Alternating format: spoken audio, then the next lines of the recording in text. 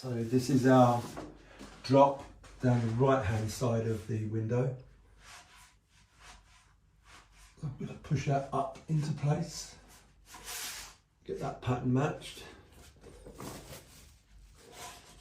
Now, as I mentioned, this paper, as you can see, well, it's stretched. I was going to say it finishes short of this corner, but it's stretched while it's wet over.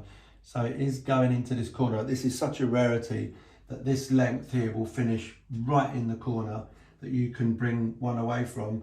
But I'm going to show you what to do if this paper was just a fraction short of this corner.